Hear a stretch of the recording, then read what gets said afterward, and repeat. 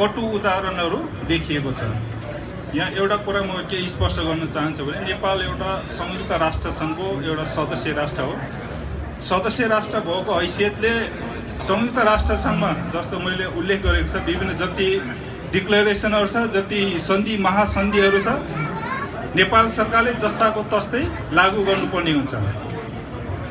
यसमा यद्यपि नेपाल सरकारको कुनै मुलुकी ऐन कानुनसँग बाजिए तापनि त्यो कानुनलाई हटाएर त्यो संयुक्त राष्ट्र सङ्घको जुन महासन्धिको जुन बुँदाहरू छ त्यसलाई चाहिँ लागू गर्नुपर्ने हुँदो रहेछ। त्यो नेपाल चाहिँ संयुक्त राष्ट्र सङ्घ आफ्नो सदस्यको अब 9 अगस्त भनेर भनेको छ कि खासमा 9 अगस्तमा मनाउनु पर्ने विश्व आदिवासी दिवस हो, तर हामी अहिले 12 अगस्तमा मनाउन आइरहेको छ किनभने हामी सबै काममा बिजी भएको ड्युटीवाला मान्छेहरू। त्यसकारण 9 अगस्तकै दिनमा चाहिँ काठमाडौँमा चाहिँ मनाएछ। मैले फोटोहरू देखेको थिएँ, तर हाम्रो चाहिँ यहाँ सम्भव भएन। त्यसले गर्दाखेरि हाम्रो साथीहरूको सल्लाहअनुसार ठिकै छ 12 अगस्तमा मनाऊ भन्ने चाहिँ भएको थियो। अब के हो त यो 9 अगस्त र विश्व आदिवासी दिवस? विश्वमा विभिन्न खालका मानव समुदायहरू छन्। जुन जुन समुदाय उत्पीडनमा परेको छ, विभेदमा परेको छ, उनीहरूको विकास भएको छैन। त्यस्ता समुदायको लागि अन्तर्राष्ट्रिय समुदाय संयुक्त राष्ट्र सङ्घले उनीहरूको विकासको लागि धेरै अगाडिदेखि छलफल गर्दै आइरहेको छ। हामीले इतिहास पढ्दाखेरि थाहा छ यो संयुक्त राष्ट्र सङ्घभन्दा अगाडि एउटा युनाइटेड लिग भनेर गठन भएको थियो। त्यही बेलादेखि नै यो आदिवासीहरूको लागि, इन्डिजिनियसहरूको लागि कसरी विकास गर्ने भनेर छलफल गर्दै आइरहेको रहेछ। यसरी आवाज उठाउँदै गर्ने छलफल गर्दा पनि खासमा त्यस्तो ठोस नीति नआएको र ठोस कार्यक्रमहरू सुरु नभएको अवस्था। तैपनि आफ्नो अधिकार स्थापना गर्ने कुनै संहिता प्राप्त गर्न सकेन युनाइटेड लिगदेखि। त्यो खालको छलफल हुँदा पनि आदिवासीहरूले हरेसा खाएनन्, आन्दोलन गर्दै गए।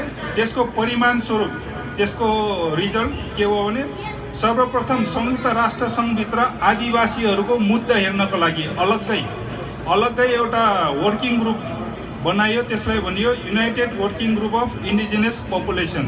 यो चाहिँ 1982मा गठन भएको संयुक्त राष्ट्र सङ्घभित्र एउटा ग्रुप गठन भयो। त्यसले चाहिँ आदिवासीहरूको मामला मात्र हेर्ने, उनीहरूको समस्या मात्र हेर्ने।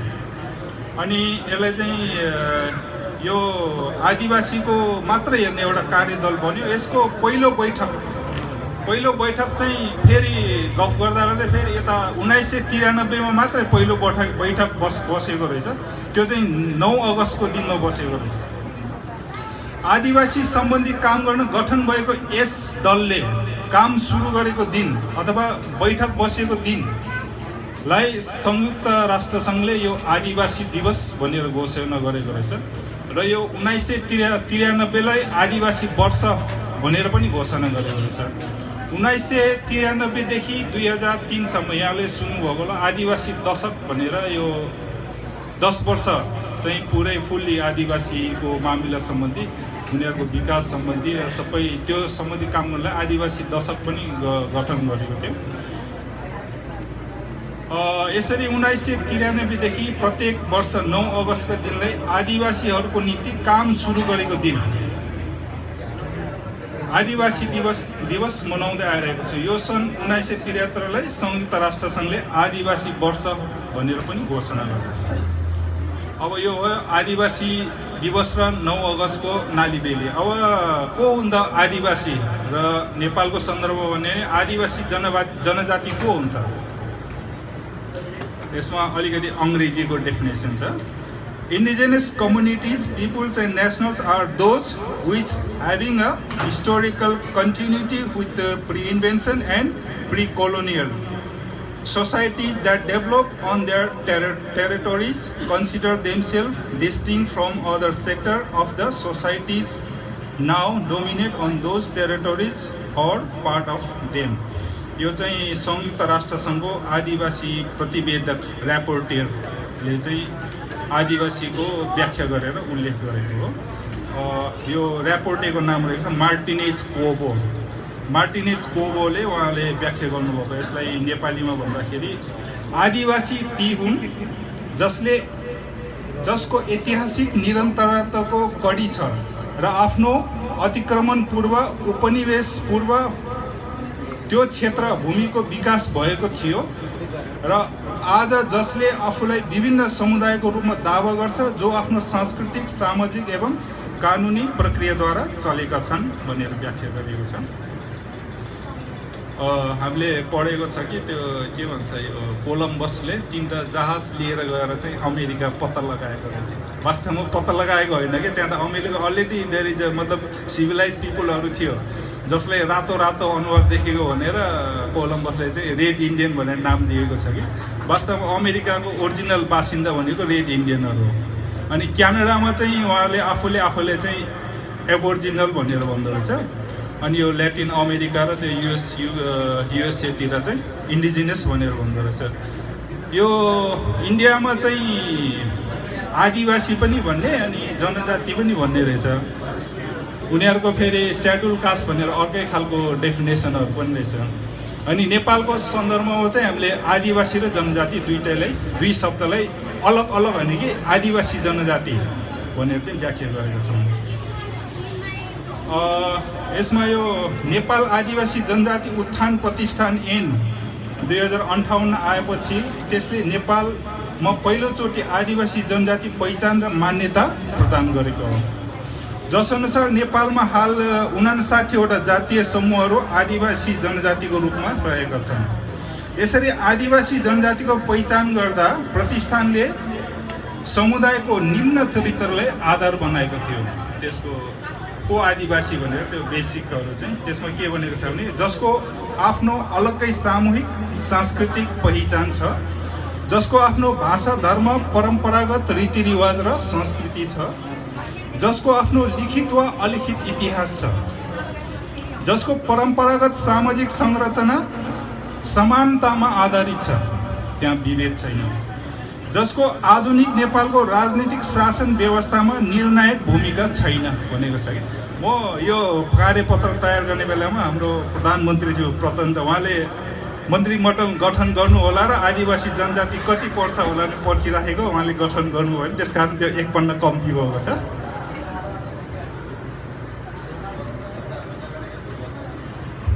थाहा छैन उहाँको मन्त्रीमण्डलमा कतिजना आदिवासी जनजातिहरू पर्न सक्छ त्यो हेर्नै बाँकी छ।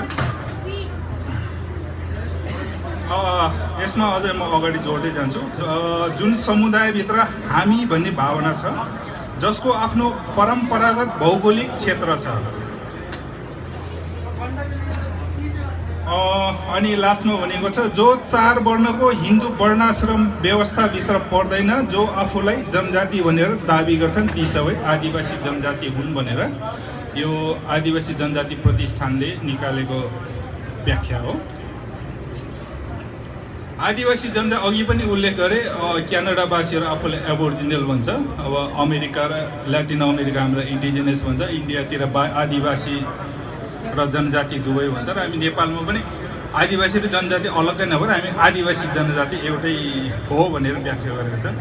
यसरी हेर्दाखेरि अन्तर्राष्ट्रिय जगतमा समेत आदिवासीको के हो भने कुनै एउटा ठोस व्याख्या चाहिँ छैन। तर विभिन्न देशको अनुभव र अध्ययनको आधारमा विभिन्न चरित्रहरूको किटान चाहिँ अवश्य गरिएको छ। खास गरेर ILO 169, विश्व ब्याङ्क, युरोपियन युनियन, एसियाली विकास ब्याङ्क, राष्ट्रसङ्घीय विकास कार्यक्रमहरू लगायत संयुक्त राष्ट्रसङ्घीय अन्तर गैर सरकारी निकायहरूले यसबारे आफ्नो धारणा बनाएका छन्। विश्वको विभिन्न मुलुकहरूमा आदिवासी स्वशासनको अभ्यास पनि भइरहेको छ। नेपालमा सबभन्दा पहिले 2047 साल त्यो प्रजातन्त्र आइसकेपछि 2047 सालमा नेपाल जनजाति महासङ्घको स्थापना भयो। त्यसको परिमार्जित विधान 2051 का अनुसार जनजाति भन्नाले हिन्दू वर्णाश्रम संरचनाभित्र नपर्ने नेपालका आदिवासी एवं मूल जातिहरूलाई जनाउँछ।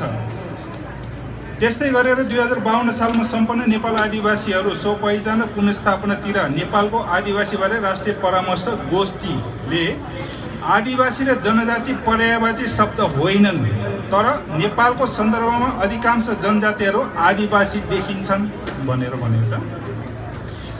विश्व ब्याङ्कले सन् 1991 मा आदिवासी चरित्रको उल्लेख गर्दै आफ्नो पुर्ख्यौली भूमि र प्राकृतिक स्रोत साधनसँग नजिकको सम्बन्ध भएका, आफूलाई भिन्न समुदायको भनी दावा गर्ने तथा अरूले पनि सोको समर्थन गर्ने, राष्ट्रिय समुदायको भन्दा भिन्न भाषा भएका, आफ्ना परम्परागत सामाजिक एवं राजनैतिक संस्थाहरू भएका तथा गुजारामुखी उत्पादन प्रणाली भएका समुदायहरू आदिवासी हुन् भनेर भनेका छन्।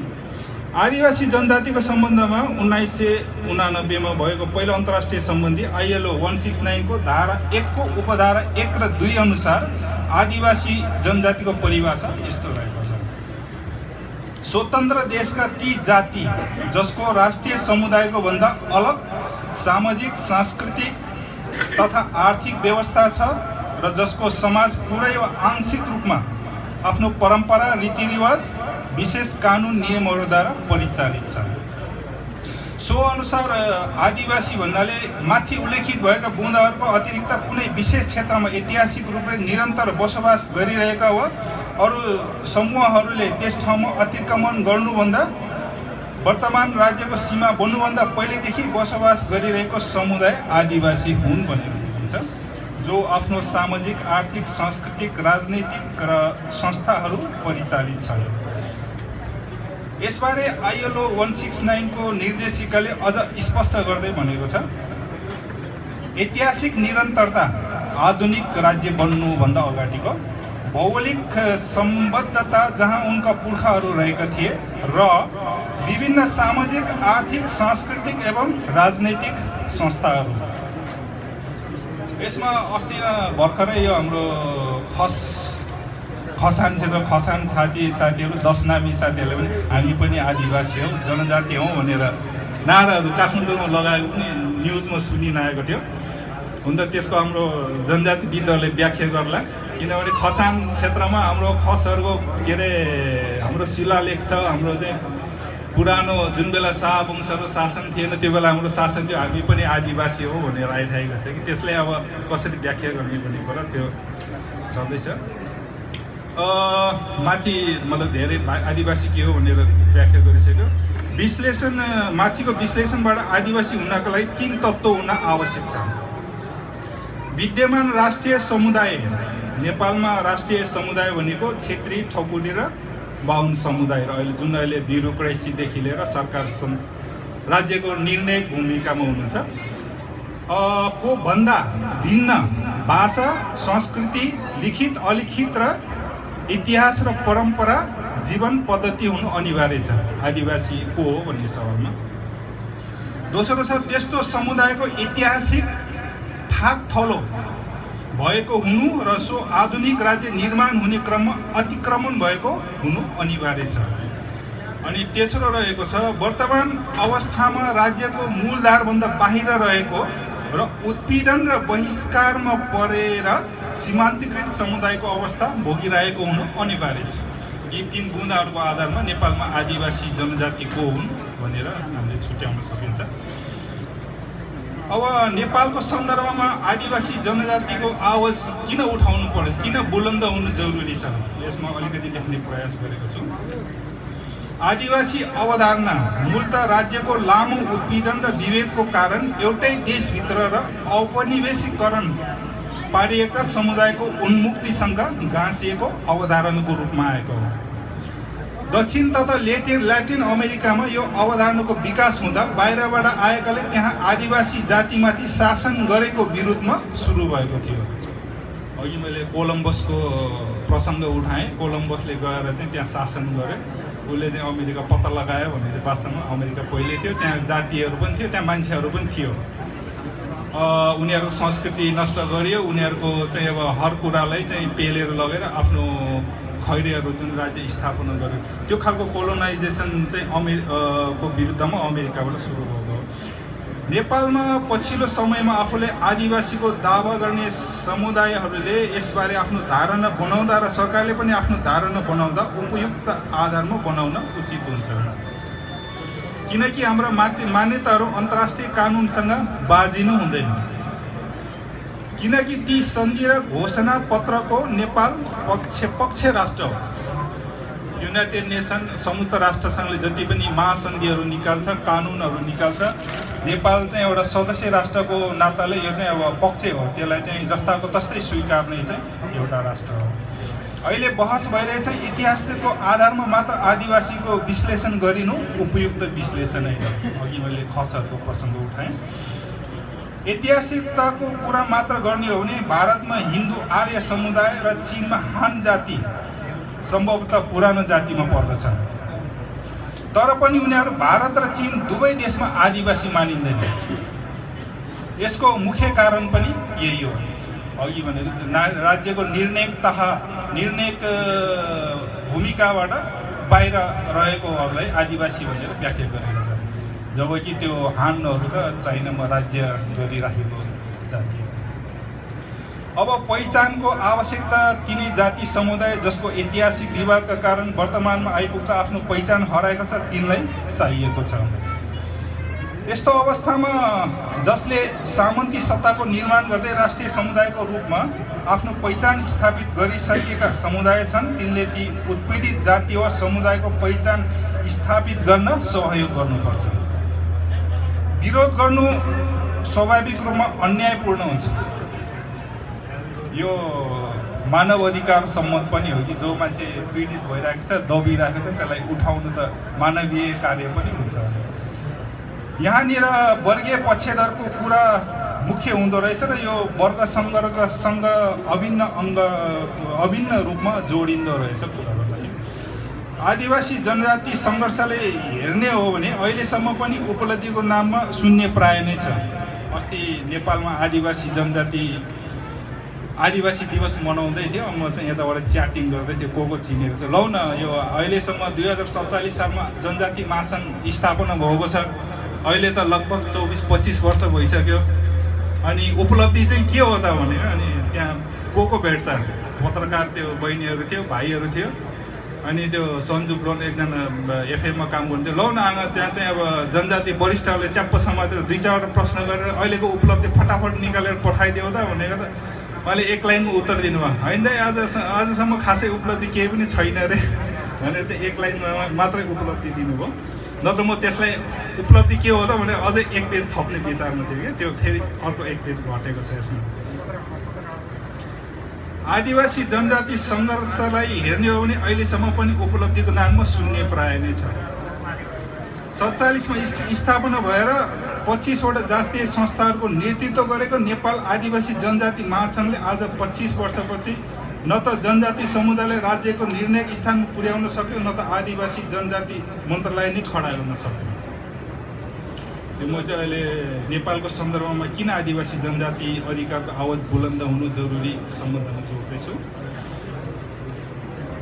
हालसालै हुँदै गरेको गाविस होइन, गाउँपालिका भनिन्छ, गाउँपालिका र नगरपालिकाको संरचनाले आदिवासी जनजातिहरूको नामहरू मेट्ने गरेको छ। किनभने आजभोलि फेसबुक छ कि सबैजनाको, त्यसमा म अपडेटहरू हेर्छु कि। अनि जस्तो मेरै सवालमा पनि त्यो म चाहिँ देउराली गाविस हो, त्यसपछि बुङताङ गाविस, त्यसपछि दोलेप गाविस, त्यसपछि काउले गाविसहरू छन्। त्यो सबैलाई समेटेर एउटा गाविस होइन गाउँपालिका बनाएको रहेछ। गाउँपालिका चाहिँ नगरपालिकाको छेउमा एउटा ढिस्को छ कि के नाम पो थियो, भैरमकोप नगरपालिका भनेर राखिएको रहेछ। मैले गर्नु त केही पनि छैन, फेसबुकबाट ल केटा हो यो चाहिँ भएन है, बरु कि देउराली गाविस गाउँपालिका भन कि बुङताङ गाउँपालिका भन कि मेगाङ गाउँपालिका भन्दाखेरि पछि साथीहरूले होइन मेगाङ गाउँपालिका राख्ने भयो भन्ने चाहिँ कुराहरू। यो चाहिँ के हो भने हाम्रो आदिवासी जनजातिको नाममा राखिएको नामहरू, ठाउँको नामहरू कसरी मेटिँदैछ भन्ने एउटा उदाहरण हो। हालसालै खोइ मैले एकैचोटि फेसबुकमा देखेको यसरी गाउँपालिकाहरू त्यो नयाँ पुनः संरचना हुँदैछ भनेर। त्यसको हुन त होला मन्त्रीमण्डलमा डिस्कसन भयो होला, राजपत्रमा निक्ल्यो होला, त्यो हामीले नदेख्यौँ। तर त्यो खालको संरचना अहिले नेपालमा हुँदैछ। 8-10वटा 5-7वटा गाविसले सायद त्यो सङ्ख्याको आधारमा होला। जस्तो तराईमा छ भने 25,000 35,000 हुनुपर्ने एउटा गाउँपालिकामा अब नगरपालिकादेखि लिएर अब अलिकति हिमालतिर जाने भने अलिक पातलो बस्ती छ, त्यसमा अब त्यो 2000-3000 कति हुनुपर्छ, त्यसको आधारमा चाहिँ अहिले पुनः संरचना हुँदैछ नेपालमा। र त्यसमा पनि आदिवासीको नामहरू चाहिँ काटिँदैछ कि, दुःखको कुरा त्यो छ। फेरि आजको मितिमा आएर पनि आदिवासी जनजातिको लागि पहिचान सहितको संघीयता राज्य संरचनाको आवश्यकता छ। एक जमानामा आफ्नो भूमि आफ्नो स्वशासित राज्य भएको जातिलाई बाहिरी आक्रमणबाट विस्थापित गर्ने काम भयो। त्यो ल्याटिन अमेरिकामा मात्र होइन, विश्वभरिमा नै यस्तो कार्य भयो। नयाँ राज्यका शासकहरूले उनीहरूको स्वाभिमान, भाषा, संस्कृति, जीवनशैलीलाई मान्यता दिएन। यसले गर्दा मानव समुदाय अगाडि बढ्नुको सट्टा पछाडि धकेलिन पुग्यो। अहिले युएनको पनि एउटै भनाइ छ, यदि विश्वमा मानव समुदायको चाहिँ उत्थान गर्ने हो भने आदिवासी जनजाति समुदायको उत्थान गर्नुपर्छ भन्ने हुन्छ। आदिवासीहरू विश्वका 70 देशमा 50 करोडभन्दा बढीको सङ्ख्यामा रहेको छ। संयुक्त राष्ट्रसङ्घले राज्य र आदिवासी जनजातिको बिचमा समस्या समाधानका विषयमा काम गर्ने एउटा छुट्टै फोरम गठन गरेको छ। यस फोरममा 8 जना सरकारी र 8 जना गैर सरकारी प्रतिनिधि जम्मा भएर 16 जनाले प्रतिनिधित्व गर्छ। युनाइटेड नेसन यहाँहरू हाम्रो रेवती सरले जानुभएको छ। युएनतिर चाहिँ कस्तो हुन्छ, सरकारी र गैर सरकारी दुइटैको प्रतिनिधि हुन्छ कि। अनि भाषा पनि लगभग 6 भाषामा नै हामीले त्यहाँ मतलब त्यो जति पनि कुराहरू हुन्छ 6 भाषामा हामीले सुन्न सकिन्छ। अनि यो UNPF United Nation Permanent Forum on Indigenous and Tribal People भनेर गठन गरेको छ। यसमा 16 जनवरी 2003 मा संयुक्त राष्ट्रसङ्घमा पहिलो पटक United Nation Permanent Forum on Indigenous People नामको फोरम गठन भयो, जसमा आदिवासी जनजातिको सवालमा मात्र छलफल हुन्छ। यही फोरमबाट 2007 मा पहिलो पटक आदिवासीहरूको सवालमा एक घोषणा पत्र निकाल्यो, जुन विश्वको इतिहासमा आदिवासी सम्बन्धी पहिलो घोषणा पत्र हो। यस अन्तर्गत आदिवासीको कुनै अधिकार खोसिएको छ भने अन्तर्राष्ट्रिय अदालतमा उजुरी गर्न सक्छन् र संयुक्त राष्ट्रसङ्घले यसको पैरवी गर्छ। यसको पैरवी र सुनवाई गर्ने काम चाहिँ संयुक्त राष्ट्रसङ्घले गर्छ। नेपालको आदिवासी जनजाति, नेपाल होइन पुरै एसियाको आदिवासी जनजाति प्रतिनिधि गरेर हाम्रो दोस्रो महासचिव हाम्रो परशुराम तामाङ लगभग 5-7 वर्षसम्म उहाँ पर्मानेन्ट फोरमको उपाध्यक्ष रहनुभयो। यो जानकारी गराएको यहाँलाई। अझै अगाडि जानकारी गर्नु पर्यो भने नेपालको सन्दर्भमा चाहिँ पहिला एसियन इन्डिजिनियस पिपल प्याक्ट भनेर खोलिएको थियो, जुन बेला UNPF खोलिएको थिएन।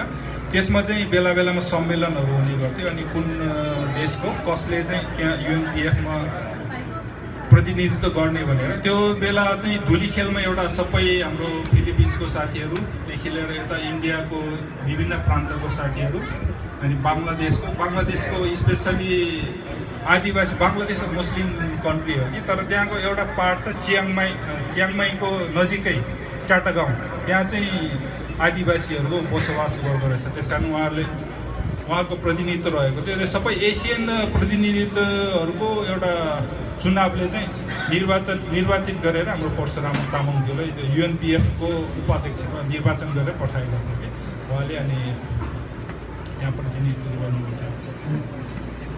संयुक्त राष्ट्र सङ्घको सदस्यको नाताले नेपाल सरकारले पनि सबै संयुक्त राष्ट्रको सबै सन्धि र महासन्धिहरू जस्ताको तस्तै नेपाल राज्यमा लागू गर्नुपर्ने हो, तर त्यो चाहिँ भएको छैन। अब आजभोलि चाहिँ यो समावेशी सङ्घीयताको कुरा आउँछ। नेपाल आदिवासी जनजातिको पहिचान र अधिकार सहितको सङ्घीयताको माग अहिले चाहिँ मुख्य मुद्दा बनेको छ। सङ्घीयता, समावेशी, पहिचान सहितको सङ्घीयता भनेर मुख्य नारा आइरहेको छ।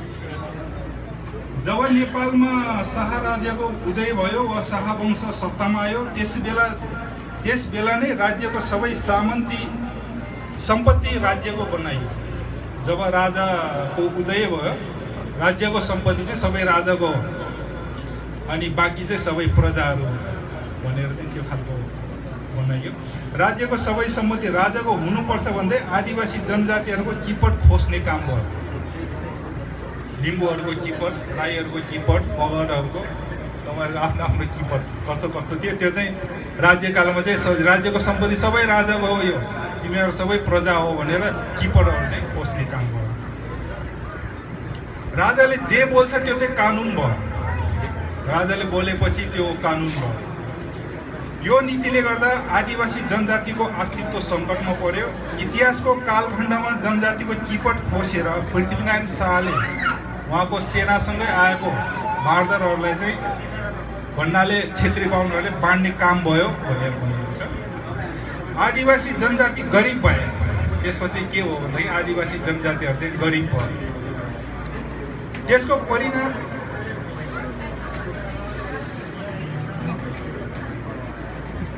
होइन, किपट भनेको आफ्नो पुर्ख्यौली भूमि हो। त्यसलाई चाहिँ मतलब त्यो कतिजनाले त पछि राई-लिम्बूहरूको लालमोहर सहित थियो क्या अरे किपट। अनि त्यो फेरि अर्को विषय हुनसक्छ। आदिवासी जनजातिहरू किन गरिब भयो, जस्तो तामाङकै सवालमा भयो भने तामाङहरू चाहिँ राजधानीको वरिपरि बसेर पनि किन पिछड्यो, किन गरिब भयो भन्दाखेरि त्यो बेला के भएको थियो, हामीले राणाकालमा गाडी बोकेको कथाहरू सुन्न पाउँछ कि गाडी बोक्दाखेरि तामाङलाई चाहिँ खाजा मात्र खान दिने, अरूलाई चाहिँ 25 पैसा दिने रह्यो क्या। अरू जाति छ भने त्यसलाई 25 पैसा, त्यो बेलाको 25 पैसा भनेको थाहा छैन, अहिलेको 25,000 भन्दा पनि माथि होला, थाहा छैन। तामाङलाई तामाङ हो, खाजा मात्र पाउँछस् तैँले, त चाहिँ तामाङ होइन ल तैँले 25 पैसा पाउँछस्। त्यो खालको विभेदहरूले गर्दाखेरि मतलब कसरी पिछडियो भनेको त्यो छुट्टै कथा छ। अहिलेको सन्दर्भमा भन्ने हो भने आदिवासी जनजातिलाई स्वायत्त प्रदेश दिनुपर्छ। अहिलेसम्मको राजनीतिक र विभिन्न अहिलेको माओवादीले पनि सुरुको मागहरू त्यही नै थियो। अहिले त अब छोडेर उहाँ अन्तै लाग्नुभयो। जस्तो ताम्सालिङदेखि लिएर लिम्बुवानदेखि लिएर यो सबै चाहिँ माओवादीको माग थियो, राजनीतिक माग थियो र उहाँहरू खोइ अहिले कता पुग्यो थाहा छैन। अनि पछिल्लो समयमा आएर चाहिँ हाम्रो प्रचण्डजीले उहाँको माओवादी पार्टीबाट त्यो जातीय समिति र संस्थाहरू चाहिँ सबै खारेज गरेको भन्ने एउटा न्युज पनि आएको छ। जुन ठाउँमा जसको बाहुल्य छ त्यो ठाउँ उसको शासन स्थापना गर्नुपर्छ, पहिचान सहितको राज्य बनाउनुपर्छ। आज आम नेपालीको आवश्यकता बहुजातीय राज्य हो, एकल जातीय होइन। पहिचान सहितको सङ्घीय राज्य नेपालको आवश्यकता हो। यही पहिचान सहितको राज्य स्थापना आजको माग हो। सङ्घीयताको अर्थ अरू जातिले हटाउने भन्ने हुँदैन, बरु तिमी राख र मलाई मेरो देऊ र हामी सबै मिलिजुली बसौँ, त्यो चाहिँ संरचना चाहिँ सङ्घीयता हो। किनभने कोही कोहीले के अरे हाम्रो उग्र साथीहरू स्पेसली हाम्रो आदिवासी जनजाति नबनिकन एउटा समूह छ, हामी चाहिँ मूलवासी हौँ भनेर उहाँहरूले चाहिँ के भन्छ भने होइन, हामी जो छ जो छैन, जो हाम्रोभन्दा गैरको जाति छ त्यो चाहिँ लखटिहाल्नुपर्छ भने वास्तवमा त्यो चाहिँ सही होइन। अब किनभने जनजातिहरूले आफ्नो राज्य माग गर्यो, आफ्नो शासन अधिकार माग गर्यो भन्दाखेरि सरकार तर्फबाट के आरोप लाग्छ भने यिनीहरू चाहिँ विद्रोही हुन्, यिनीहरू चाहिँ विखण्डनकारी हुन् र यिनीहरू चाहिँ समाजमा चाहिँ के अरे यो शान्ति चाहँदैन भन्ने आरोप पनि हुन्छ। त्यो सम्बन्धमा के भन्न चाहन्छु भने अब हामी पनि केलाउँ त इतिहासमा को चाहिँ राष्ट्रवादी र को चाहिँ राष्ट्रघाती हो। आदिवासी जनजातिहरूको माग जातीय राज्य होइन, पहिचान राज्य सञ्चालनमा प्रत्यक्ष सहभागिता चाहेको। मैले अघि पनि भनेको थिएँ, मैले एक पन्ना अझै बढ्ने थिएँ। हाम्रो प्रधानमन्त्रीज्यूले सरकार बनाएको देखि र त्यसमा चाहिँ कुन जातिबाट कति प्रतिनिधि भयो भन्ने एउटा चार्ट बन्थ्यो र एउटा बोर्ड थियो भनेर। आदिवासी जनजातिको रहर न त गोर्खामा भर्ती हुनु थियो गोर्खा सेनामा, न त साउदी अरबमा अथवा कुनै पनि गल्फ मुलुकमा गएर काम गर्नु नै थियो। गोर्खा भर्ती हुनु र युकेतिर सिङ्गापुरतिर जानु खासमा उनीहरूको चाहना होइन, वास्तवमा पन्छाइएको थियो। ब्रिटिस त्यो बेलाको तत्कालीन राज्य सरकारले त्यो ब्रिटिस त्यो बेलाको के इस्ट इन्डिया कम्पनी भन्छ त्योसँग सम्झौता गरेर अब जो चाहिँ यता चाहिँ माग गर्न सक्छ उनीहरूले चाहिँ जाऊ तिमीहरू चाहिँ एउटा मैदान खाली गर्ने काम गरेको हो खासमा। अब आदिवासी जनजातिको सङ्घीयताको र त्यो समावेशीको मागलाई विखण्डकारी भन्नेहरूले हामी के प्रश्न गर्छौँ भने शाहकालदेखि अहिलेसम्म आउँदाखेरि जम्मा 18वटा भन्दा बढी भारतसँग असमान सन्धिहरू भएको छ। अब हामी प्रश्न गर्न चाहन्छौँ कसले गर्यो 1816 मार्च 4 को सुगौली सन्धि जसले गर्दा नेपालको धेरै भूभागहरू गुमाउनु पर्यो। कसले गर्यो 1950 को भारतसँगको असमान सन्धि जसले गर्दा नेपालको कुनै पनि चिज बाहिरबाट लिएर आउँदाखेरि भारतको स्वीकृति लिनुपर्छ। कसले बेच्यो कोशी, कसले बेच्यो गण्डकी र कसले बेच्यो महाकाली र कसले गर्यो टनकपुर सन्धि। आदिवासी जनजातिहरू राष्ट्रभक्त हुन्, विखण्डनकारी होइन। आदिवासी जनजातिले कहिले पनि नेपालको अस्तित्वमा आँच आउने काम गरेनन्। कसैले नेपाल बेच्यो भने त्यो हो नेपाली शासक। त्यसैले अब सत्ता सिधा उल्ट्याउनु पर्दछ। अहिले जुन शासक छ, जुन शासित छ, ठ्याक्क उल्टाएर शासकलाई शासित बनाएर शासितलाई शासक बनाउनु जरुरी छ। किनभने जसले शासक बन्यो उनीहरूले चाहिँ असमान सन्धिहरू गर्यो र देशलाई चाहिँ बेच्ने काम गर्यो। आदिवासी जनजातिहरू राष्ट्रभक्त हुन्। मैले अलिकति व्याख्या गर्नु खोजेको, हामीलाई थाहा छ पञ्चायत कालमा राजनीतिक प्राय शून्य, जसले पञ्चायतको विरुद्धमा गर्यो त्यसलाई चाहिँ बेपत्तै बनाइन्थ्यो भन्ने चाहिँ सुन्यो। 2047 पछि जब पञ्चायत ढल्यो त्यसपछि नै पार्टी लगायत जातीय संस्थाहरूको गठन भएको र पनि राजाको शासनकालभरि के हुन्थ्यो भने बिचमा हामीले देखेको थियो त्यो मोहर चढाउनेदेखि लिएर त्यो सबै दरबारमा गएर स्वीकृत गर्ने, मतलब शक्तिको केन्द्र र त्यो प्रशासनको केन्द्र चाहिँ दरबार नै रहेको थियो 47 को आन्दोलन पछाडि पनि। त्यसैले यो अवधिमा एकपल पनि सङ्घीयताको आवाज उठेन। सङ्घीयता भन्ने त शब्द नै आएन। 2063 मा आएर मात्र संविधानमा सङ्घीयता भन्ने शब्द जोडिन गयो। तर जब बाहिर आयो यो संविधान, यो ड्राफ्टमा भएको सङ्घीयता फेरि हटाइयो। सङ्घीयताको पक्षधर फेरि हामीले प्रचण्डजीले प्रश्न गरेका थियौँ, प्रचण्डजी के भयो त, हाम्रो अन्डरस्ट्यान्डिङ अनुसार सङ्घीयता हुनु पर्थ्यो। उहाँले आफ्नै स्टाइलमा यस्तो कु मलाएर माने मैले चाहिँ राखेको हो, तर साथीहरूले नमानेको हुनाले मैले पनि झिकेँ। उहाँको भनाइ चाहिँ त्यो रहेको थियो उहाँको उत्तर। अब यो समानतावादको एउटा त्यो बेलाको थियो मदन भण्डारी, उहाँ चाहिँ पहाडै सम्झिन्छ नि। उहाँले चाहिँ राजालाई टुडी खेलमा बसेर राजालाई चाहिँ चुनौती दिँदा ए राजा आऊ सिरिपेस खोलेर आऊ यहाँ चाहिँ मसँग चुनाव लड भन्नुभएको थियो क्या। तर उहाँले के गरेको थियो थाहा छ?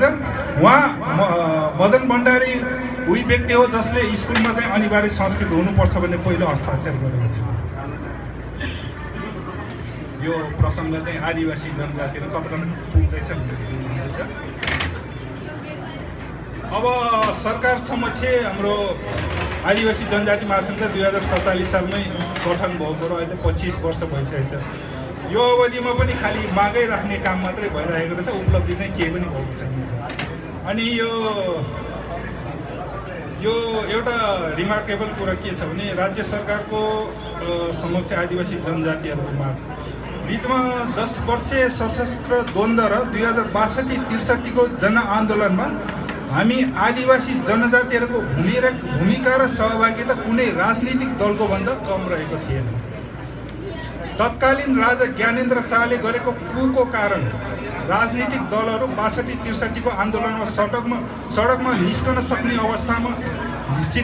नसक्ने अवस्थामा नेपाल आदिवासी जनजाति महासङ्घको सशक्त आन्दोलनले निषेधाज्ञाको व्यवस्था गर्दै सबै क्षेत्रबाट नेपाल आदिवासी जनजाति महासङ्घ लगायतका नागरिक समाज, पत्रकार, मानव अधिकारवादी सडकमा उठ्ले।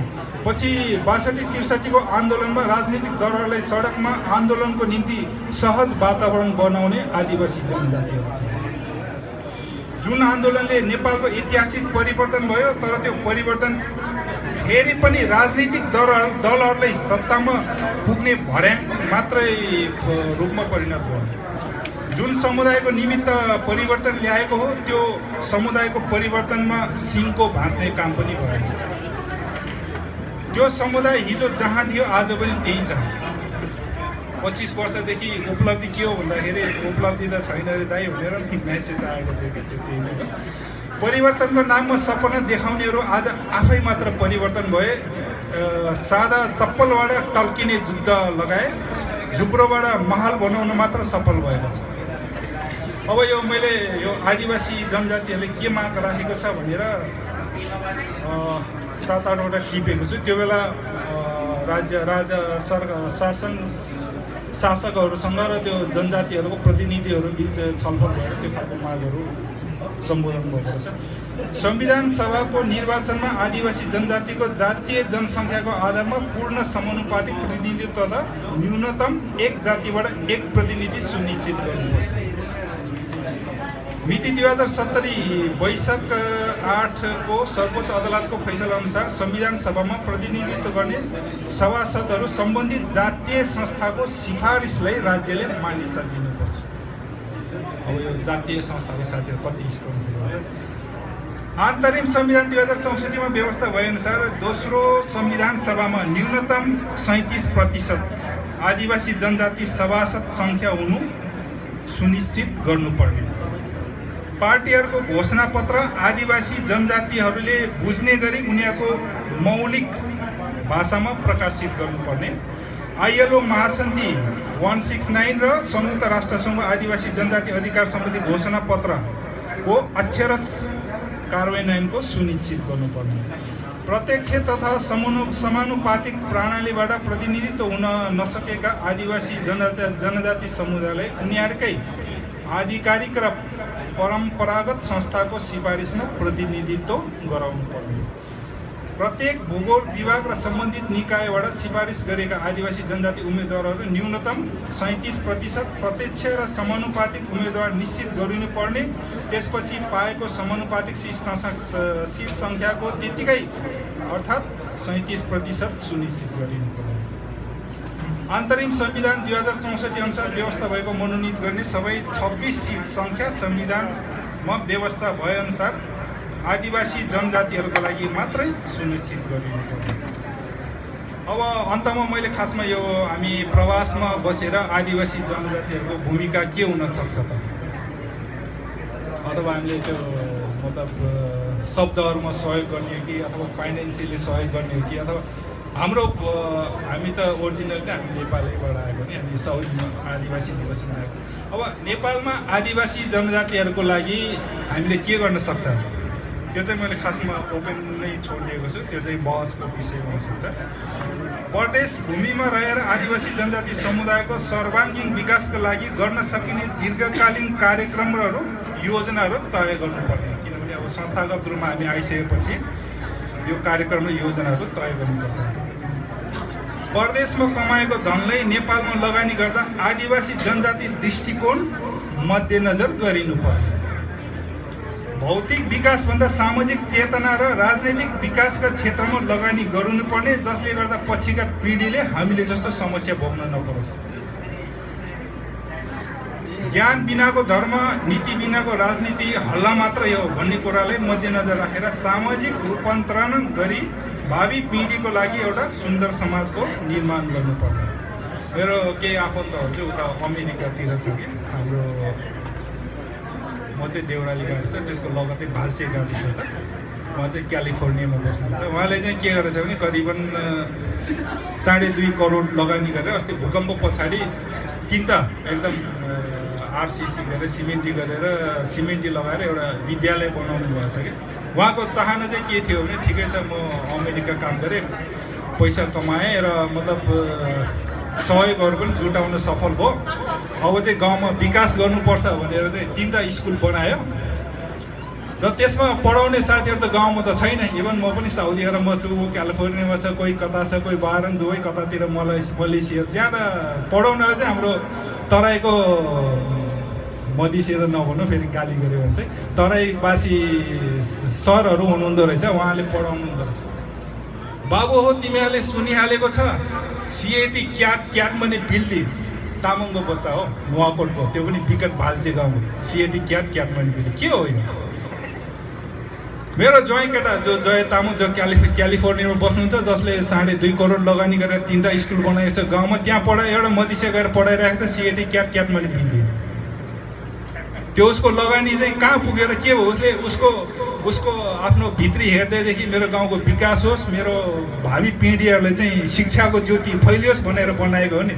तर के भइरहेको छ यथार्थ, मतलब यस्तो उदाहरणहरू चाहिँ हामीले फेरि मतलब यो चाहिँ एउटा केस स्टडी हो कि यस्तो उदाहरणहरू चाहिँ हामीले बुझिराख्नुपर्छ कि हामीले लगानी गर्दाखेरि के साँच्चीकै समाज परिवर्तन हुन्छ त, के साँच्चीकै समाजमा चेतना आउँछ त। यो आदिवासी जनजाति दृष्टिकोण चाहिँ हुनुपर्छ भनेको छ। अब धेरै बोल्यो भने फेरि चिट आएन, त्यही भएर मलाई खुसीको कुरा चाहिँ त्यो लागिरहेको छ। अब म टुङ्ग्याउँछु। अब टुङ्ग्याउँदै यो एउटा यो कविता जस्तै 2 लाइनको छ। पहाड जति नै अग्लो किन नहोस्, भुइँ छोडेको दिन उसले लड्न पर्छ। नदी जति नै वेगवान किन नहोस्, मूल छोडेको दिन उसले सुक्न पर्छ। अझै थपौँ, हाम्रो संस्कृति, हाम्रो परम्परा र रीतिरिवाज बचाइराखे बन्छ समृद्धि राष्ट्र र समाज। अन्तमा जाँदा जाँदै अब टुङ्ग्याउनु पर्यो, जाँदा जाँदै एउटा के हो सेता मौगुराली भन्छ नि। अब के भन्न चाहन्छु भने म चाहिँ तागादारी होस् र सेता मौगुराली, यो शेर्पा तामाङ राई मुख खोइ थाहा छैन के मिसाएर सेता मौगुराली बनाएको छ कि। अन्तमा जाँदा जाँदै तागादारी होस् या सेता मौगुराली, नेपाललाई माया गर्ने म त हजुर नेपाल। धन्यवाद।